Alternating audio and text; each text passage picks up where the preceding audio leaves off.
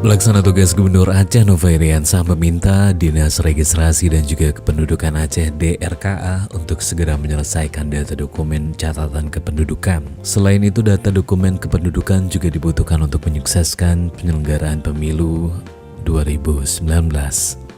Menurut Nova, pemilu 17 April mendatang merupakan sumber dari arah kebijakan sebuah bangsa ke depan. Oleh sebab itu, dinas tersebut dituntut untuk melahirkan keakuratan data kependudukan demi kesuksesan pemilu. Selain itu, kata Nova, DRKA juga dituntut untuk bekerja dengan keseriusan, akurat, dan ketelitian dalam proses pendataan dokumen kependudukan merupakan akar dari kebijakan sebuah daerah. Pentingnya keakuratan data kependudukan dicontohkan Nova saat menetapkan kebijakan program JKA Jaminan Kesehatan Aceh maupun JKM. Jumlah data peserta kependudukan yang harus ditanggung oleh JKA saat menentukan kebijakan pengalokasian anggaran oleh pemerintah. Jika keakuratan data diragukan, apalagi double, kata Nova, maka akan terjadi kesalahan dalam alokasi anggaran sehingga menimbulkan kemubaziran dan juga kerugian uang rakyat.